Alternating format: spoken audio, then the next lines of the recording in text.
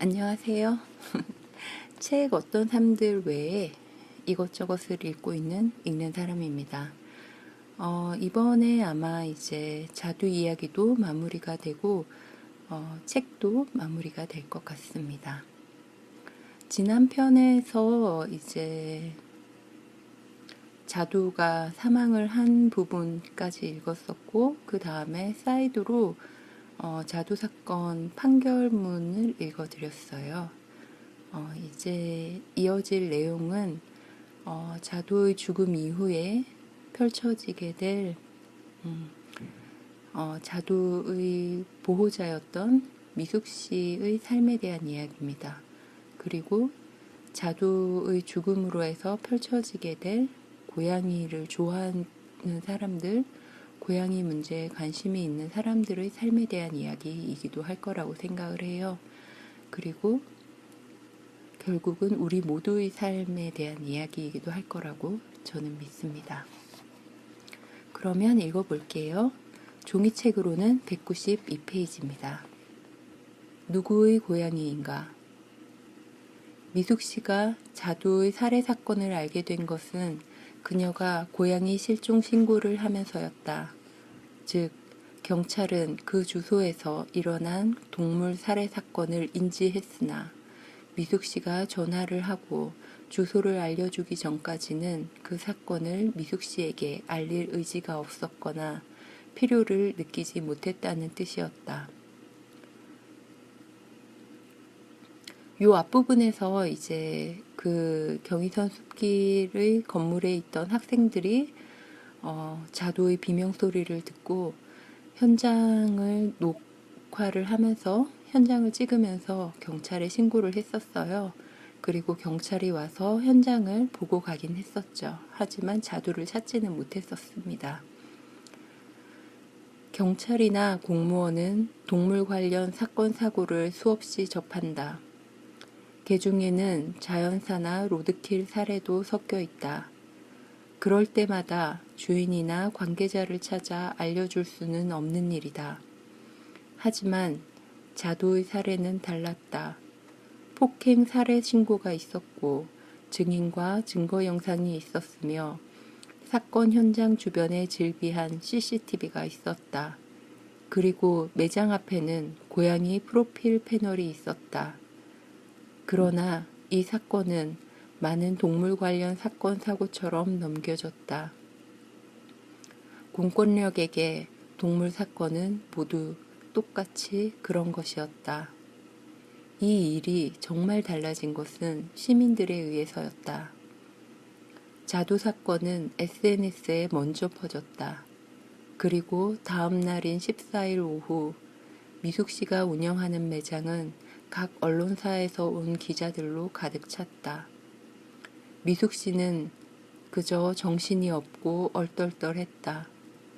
범인을 잡아 꼭 처벌해야 한다는 생각만 있을 뿐 슬픔이 아직 미숙 씨를 찾아오기 전이었다.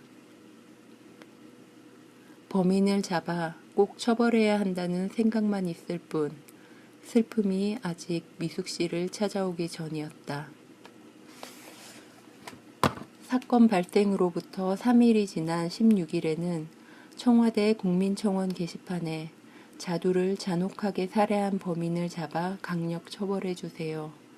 동물보호법 강화해 주세요. 라는 제목의 청원글이 등장했다. 7월 18일 오후 서울특별시 마포구 서교동에 거주 중이던 30대 남성 용의자가 체포되었다. 같은 달 23일에는 마포경찰서에서 해당 용의자에 대해 동물보호법 위반 및 재물손괴 혐의로 구속영장을 신청했고 검찰이 법원에 영장을 청구했다는 소식이 들려왔다. 하지만 다음 날이었던 영장실질심사에서 영장은 기각되었다.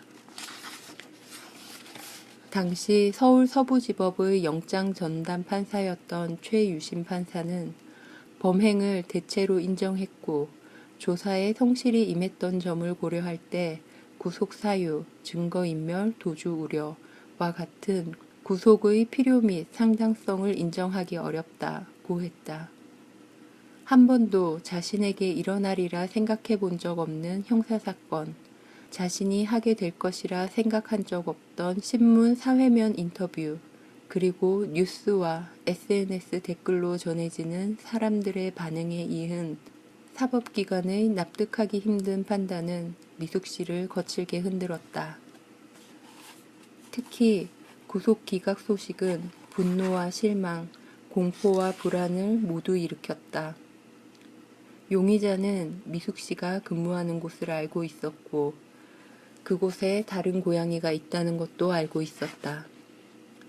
증거인멸이나 도주의 문제가 아니었다. 다시 매장에 찾아오거나 고양이를 위협하고 해칠지도 모른다는 두려움이 매 순간 엄습했다. 그 불안과 공포를 왜 판사는 이해하지 못하는 걸까? 그것은 자두와 함께하는 긴 질문의 시작이었다. 미숙 씨는 자두에 대해서 사소하거나 특별한 기억이 많지는 않았다. 매일 고양이만 들여다보고 있는 게 아니기 때문이었다. 매장을 운영해야 했고 개인의 삶도 살아야 했으며 집에 있는 고양이와 개도 돌봐야 했다. 게다가 자두는 순하고 겁이 많아서 사고를 치는 일이 없었다. 대부분은 대장고양이인 하늘이 옆에 앉아 있거나 기대에 누워 있을 뿐이었고 몸이 나아지고 나서야 겨우 자신에게 뻗은 사람의 손에 관심을 보이고 다가가기 시작했다. 사람들은 그런 자두를 좋아했고 미숙 씨도 그 모습이 좋았다. 그랬다. 그래서 그 후로 때때로 그런 생각이 찾아왔다. 만약 신도림 그 재건축 지역 상가 옥상에 있던 자두를 데려오지 않았더라면 자두가 더 오래 살았을까? 만약 자두가 평범한 길고양이라서 그 남자가 내미는 손에 다가가지 않고 겁을 먹고 도망갔더라면 살지 않았을까? 그런 의심과 불확신, 지켜주지 못했다는 미안함은 내내 미숙 씨를 따라다녔다. 2019년 11월 5일 검찰은 가해자를 동물보호법 위반 등의 혐의로 징역 1년 6개월을 구형했다. 가해자의 변호사는 타인 소유의 고양이로 보기 어려워 타인의 고양이를 죽인다고 생각하고 한 행동은 아닌 것으로 보인다며 주인 없는 고양이로 오인했다는 점을 유난히 강조하면서 동물보호법은 모르겠지만 재물손괴의 죄까지는 묻지 말아줄 것을 주장했고 또한 동물보호법 위반에 대해서도 우발적이었고 반성 중인 점을 고려해달라고 발언했다. 법원 앞에서 가족과 함께 1인 시위를 하고 법정에 입장했던 미숙 씨에게 그 말들은 살이 떨리도록 화나는 것이었다. 반성이라고는 없는 자기 변명과 핑계처럼 들렸다. 매장 앞에는 아주 눈에 띄도록 자두와 다른 두 고양이의 소개 게시물이 세워져 있었다. 주인이 없는 고양이라는 말은 어불성설이었다. 게다가 주인이 없는 고양이라면 때리고 죽여도 된다는 것인가. 고양이 개체수 조절을 위해서였다는 취지로 혐의를 인정했다는 것도 납득하기 어려웠다. 개체수를 조절하고 싶으면 그렇게 세제 푼 사료를 먹이려 하고 죽음에 이르도록 폭행해도 되는 것인가. 그것을 변명이 될 것이라 생각하고 법정에서 발언했다는 것이 더더욱 속을 뒤집었다. 서울 서부지법은 1심 선고 공판에서 범행수법이 매우 잔혹하고 생명 존중의 태도를 찾아볼 수 없다며 징역 6개월의 실형을 선고했고 가해자는 법정 구속되었다. 하지만 가해자는 구속되자마자 항소장을 제출했다. 그 소식을 듣는 순간 미숙 씨의 마음은 깊은 심연으로 떨어졌다. 잘못도 없이 지옥에 있는 것만 같았다. 길을 가다가 만난 것도 아니고 일부러 남의 매장까지 찾아와서 평화롭게 가만히 있던 고양이를 지독하게 폭행하고 죽이기까지 했으면서 어떻게 항소할 수 있는 것일까? 1심에 승복하고 반성했다면, 죗값을 치렀더라면 어쩌면 자두를 보내줄 수 있었을 것이라고 미숙 씨는 한 인터뷰에서 말했다. 하지만 그런 일은 일어나지 않았다. 분노와 미안함, 죄책감이 뒤섞인 응어리는 미숙 씨의 삶 여기저기에서 솟아올랐다. 그중 가장 큰 문제는 환시였다. 자두를 잃은 후로 헛것이 보이기 시작한 것이다. 귀가 중에 길을 건너는 새끼 고양이를 보기도 하고 갑자기 오토바이가 보이기도 했다. 운전 중에도 불쑥불쑥 없는 것이 있는 것처럼 보였다. 다시 보면 없는, 머릿속으로는 없는 것을 알지만 눈에 보이는 것들 때문에 치료를 받기 시작했다. 병원에서는 아마 사건이 끝나도 환시 문제는 해결되지 않을 것 같다고, 평생 갈 수도 있다고 했다. 미숙 씨가 다양한 후유증에 시달리는 사이 2심 재판이 열렸다.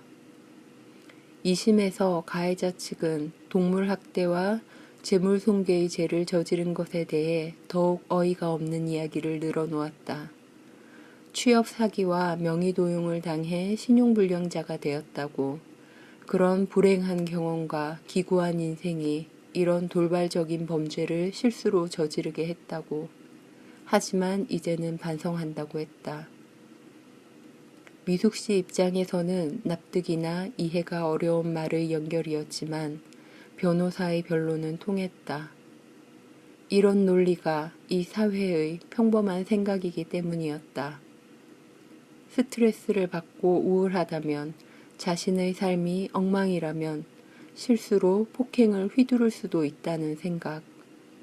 그것이 납득되기도 한다. 특히 반성하기만 한다면. 2심 재판에서 가해자는 1심과 동일한 6개월 실형을 선고받았고 사건은 종결되었다. 그리고 가해자는 이후 사회에 복귀했다. 많은 사람들이 자두 사건을 전환점 혹은 시작이라고 말한다. 대한민국에서 동물보호법 위반으로 실형이 선고된 첫 사례이기에 자두가 큰일을 하고 갔다고, 헛된 삶이 아니었다고도 한다. 그러나 동물보호법 위반으로 가해자가 받은 처벌은 6개월이었다. 일부러 독극물이 섞인 사료를 챙겨서 특정 장소로 찾아간 뒤 음독을 시도하고 실패하자 폭행하여 숨을 끊은 죄로 받은 벌이 말이다. 2021년 7월을 기준으로 현행 동물보호법에서는 동물을 학대한 자에 대해 3년 이하의 징역 또는 3천만 원 이하의 벌금에 처한다고 규정한다. 그러나 실제로 동물 학대의 죄목으로 처벌받는 사례를 보기는 어려우며 그 처벌 역시 법이 정하는 기준에 비하면 미약하게만 느껴진다. 동물권 연구 변호사 단체 P&R 공동대표 서국화 변호사는 법원이 동물보호법 관련 범죄를 심각하게 보지 않는다고 말했다. 동물보호법의 양형 기준이 높아졌는데도 실형 선고율이 여전히 높지 않고 처벌이 비교적 약한 것은 사회에 어떤 신호를 주고 있을까?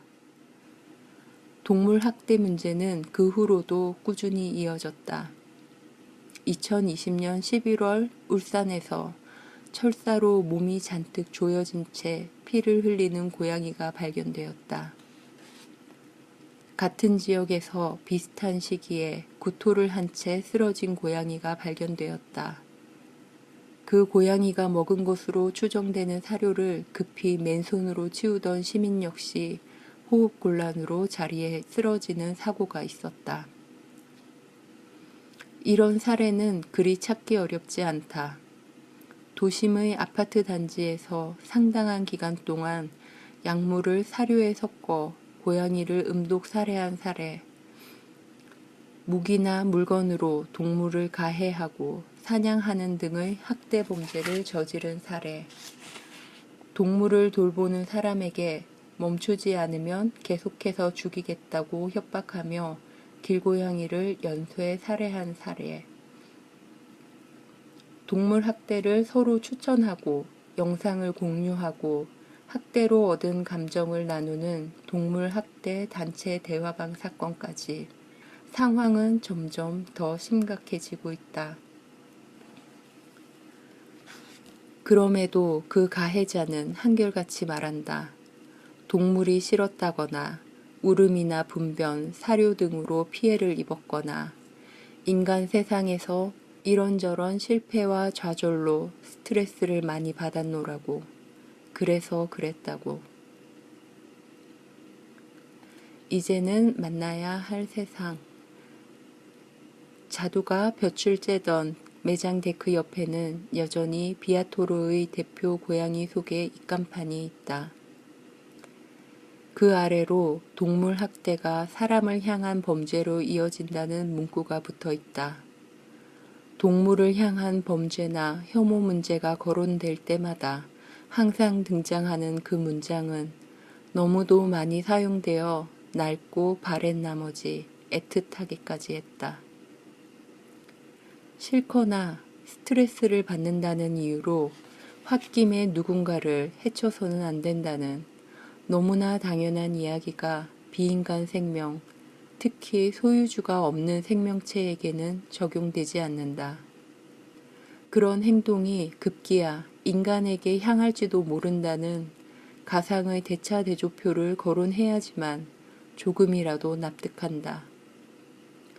그것은 자두의 재판 내내 주인이 있음과 주인의 존재인지 여부를 다투는 데서도 드러났다. 이것은 자두 이후에도 끊임없이 반복됐다. 동물 학대 범죄가 반복되는 것처럼. 문제는 주인 여부가 아니다. 비인간 생명 혐오는 언젠가 인간에게 향하게 된다는 것도 아니다. 문제는 그들이 비인간 생명과 같은 약자를 존중하지 않는다는 것이다. 자두는 비아토르의 마스코트이자 미숙 씨의 가족으로서도 소중하지만 햇볕을 좋아하고 수줍으며 조심성 많은 밀크티색 고양이 그 자체로도 소중하다. 그 존재만으로도 존중받아야 한다. 그 누구도 싫다는 이유로 때리거나 굶기거나 독극물을 먹이거나 죽일 수 없다. 그런 혐오와 폭력이 용인되는 사회여서는 안 된다.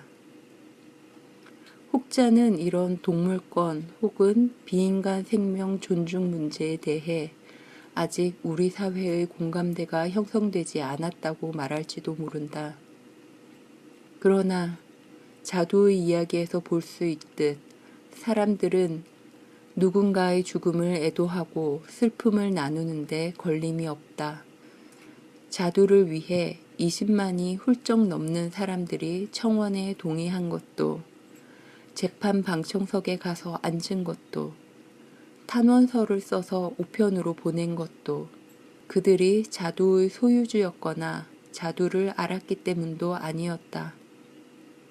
같은 하늘 아래 같은 땅을 딛고 사는 같은 생명체로서 싫거나 거슬리거나 우울하거나 실패했거나 좌절했다는 이유로 폭력을 휘둘러 누군가를 다치게 하거나 죽여서는 안 된다는데 동의한 것이다. 오늘도 길에서는 주인 없는 동물이 죽어나간다. 그런 사망은 생명의 죽음이 되지 못한다. 폐기물이나 민원거리가 될 따름이다. 2020년 11월 5일 김해에서 한 길고양이가 진돗개에게 물려 죽는 사건이 있었다. 진돗개는 맹견이 아니어서 입막의 착용 대상이 아니었고 그 고양이는 주인이 없는 길고양이였다. 개가 고양이를 무는 CCTV 영상까지 있었지만 책임을 물을 수는 없었다. 주인이 있는 동물이라면 그 흔한 재물 손괴 혐의로라도 개 주인을 처벌할 수 있지만 그 고양이에게는 주인이 없었기 때문이었다. 고양이를 물어 죽인 개는 산책을 하던 주인과 함께 공원을 떠났고 개를 방치했던 주인은 고양이의 사체를 공원에 둔 채 떠났다. 이와 같은 무주인 고양이 사망 사건이 발생했을 때 어떻게 해야 할까? 이 고양이의 사망 여부를 알려야 한다면 어디에 알려야 할지, 이 사망의 책임과 그 후처리는 어떻게 해야 할지에 대해 대답할 수 있는 사람이 있을까? 반려인이 없는 동물의 삶과 죽음을 어떻게 관리하고 처리해야 할까? 우리는 아직 이 질문에 대한 답을 준비하지 못하고 있다. 자두로 인해 한 걸음 내딛게 된 세상에서 우리는 이제 그 답을 이야기해야 한다. 오랫동안 무가치한 존재나 심지어 실제하지 않는 존재로 취급해온 무주인 생명에 대해 이제 우리는 이야기해야 한다. 주인이 있든 없든 누군가에게 소중하든 소중하지 않든 생명이라는 이유 하나만으로도 존중받아야 한다고, 그럴 권리가 있다고, 그리고 그 권리를 챙겨줄 의무가 우리에게 있다고. 네, 이런 내용입니다. 이렇게 해서 자두 이야기는 끝이 났습니다. 이 이야기 마지막 부분에서 이제 우리는 그 답을 이야기해야 한다라고 말씀을 드렸는데, 관련해서 이제 국회에서 개 식용 금지 관련한 법안이 지금 논의가 되고 있습니다. 그리고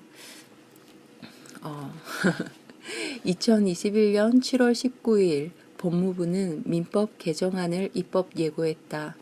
동물이 물건이 아니라는 민법 제98조의 2를 신설해 제1항에서 동물은 물건이 아니다 라고 했으며 제2항에서 동물에 대해서는 법률에 특별한 규정이 있는 경우를 제외하고는 물건에 관한 규정을 준용한다는 내용을 담았다.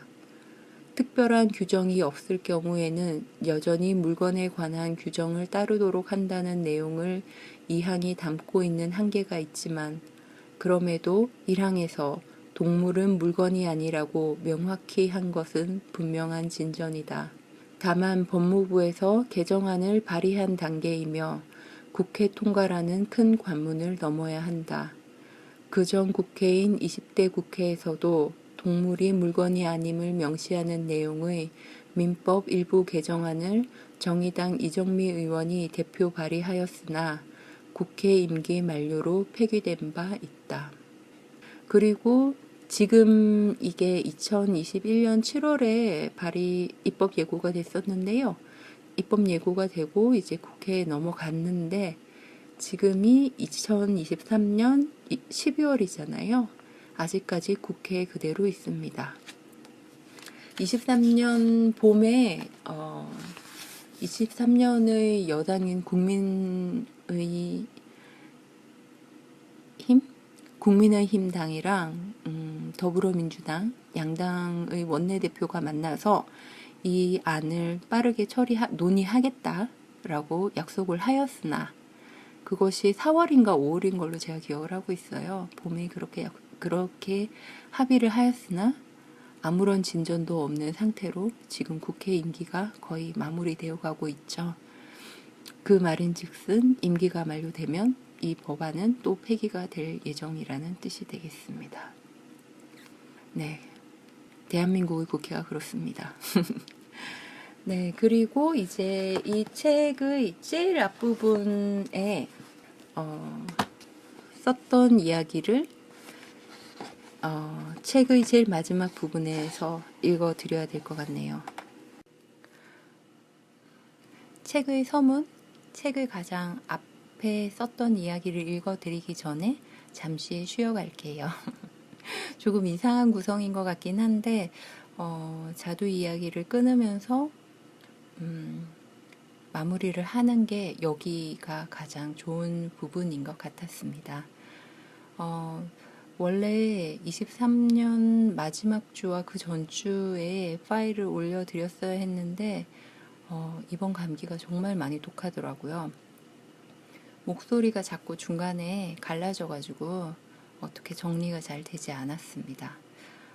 괜찮은 것 같아서 녹음을 해놨다가 보충을 하려고 하면 갈라지고 그렇게 해서 계속 못하다가 해를 넘기는 건 아닌 것 같아서 부랴부랴 지금 하고 있습니다. 양해 바랍니다. 그러면 일단 서문 전에 여기서 한번 마무리하고요. 서문이랑 그리고 책 관련해서 조금의 잡담을 섞은 에피소드 2까지 파트 2? 파트 2라고 해도 되겠죠? 파트 3의 2부까지 올려놓도록 하겠습니다. 2부까지 안 들으실 분을 위해서 미리 감사 인사를 드릴게요. 감사했습니다. 그러면 다음에 또 뵐게요. 안녕.